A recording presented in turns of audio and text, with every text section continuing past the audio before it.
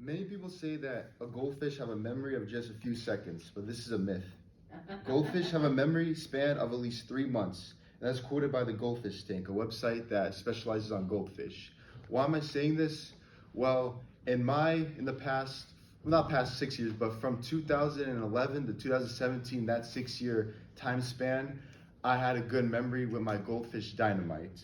I know what you're thinking. Goldfish, aren't they just little animals that swim around do nothing? Well, I'll tell you 3 stories of cleaning the fish bowl, a little kid feeding the fish, and burying him. Of telling you why this goldfish impacted my life for the best. So for the first story, it is cleaning the fish bowl. So one day, I decided not to clean the fish bowl. And usually you're supposed to clean it every 2 weeks so it doesn't get dirty. So the fish can breathe because you have the filter, you have to clean out the filter. And that's usually 15-30 minutes quick. But my 10-year-old self was super lazy just to clean out the fish bowl. So I decided, forget it, I'm not gonna clean it. And what happened next? The water was turning brown, there's poop floating on top of the fish bowl, the filter was not working. So instead of me doing 15-30 minutes of cleaning, I spent an hour cleaning, fixing the filter. And what has this taught me? It taught me to work on my time management and to not procrastinate. How this affected me? Well, for example, school. I was taught to never procrastinate so you don't lose easy points just by turning in assignments, and that helped me for the better. That helped me get that A instead of that B. It helped me clutch up the grade, to clutch up the test just because I took in time.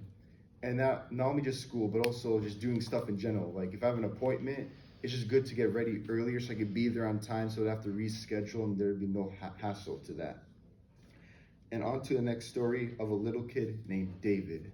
So David was a 6-year-old kid who saw my goldfish and of course was excited, was jumping around over the place, and he wanted to feed my goldfish. And I told him, go right ahead, I'm gonna get something. So in the 10 to 15 seconds I was gone to get water, Sprite, something for us to drink, I came back, there was fish food on the ground, there's fish food all over, like floating on top of the fish bowl, and my fish were just eating and eating. And then I remembered that I left a little kid to feed a fish. And if you know anything about fish, you're supposed to give them very, very little food, like 4 or 5 times a week, like very little, like a pinch of food. Because goldfish, they're a few inches big. They're not supposed to eat that much food. They're not like me, who can eat like a whole horse, I can eat a lot.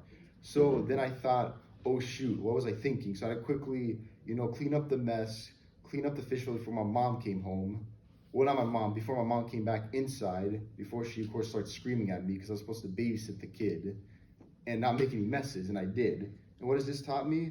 It taught me to be patient and teach people. So if someone's new to something, I learned not just tell them, just learn, just like figure out yourself. I should guide people, I should help them if they need help because, he never had a goldfish, he doesn't know responsibility, 6-year-old kid. And I should have taught him how to handle that, And how's this affected me in the future? Well, it taught me to be more patient with people. Instead of me, just saying, go right ahead, it taught me to take some time, a few seconds out of my life. Because if I just spend 10, 15 seconds to teach him how to put the food inside the fish bowl properly, how much food you need, I could have never had to worry about the mess and nothing. And sadly, comes the last part, burying him.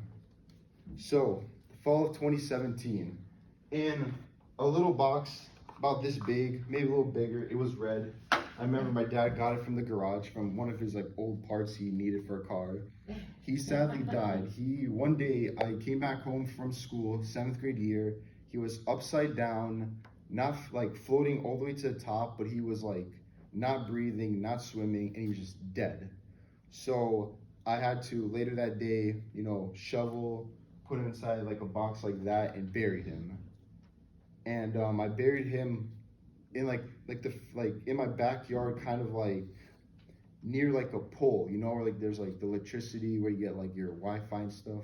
I forgot what they're called, but I buried him around that area. And pretty much what this taught me was to cherish time, because even though I had him for 6 years and I was a little kid, that felt long to me. When I grow up and I got older, I realized how fast time is. And I learned to always appreciate the people around you and to cherish time, because one day I had my goldfish, the next day he was gone, unexpectedly. I came back from school expecting him to be alive, but he was dead. And this, of course, taught me ultimately, just do not waste time. There's opportunity, take it, because who knows, it might never come back. And so, to conclude, stories have lessons if you appreciate the dead ones, like the ones that passed away. And hopefully from listening to my stories, you'll learn that if you use not only just people, but your animals, objects, or anything you see, and if you realize like a symbol, like a theme, or like a message it's trying to show you, listen to it, because you might only get the opportunity once. And not only that, but you can also learn how people are, because maybe there's events or lessons that make people act the way they act, so you can understand people better. And all I have to say to end this off is, may Dynamite, my goldfish, rest in peace. Rest in peace.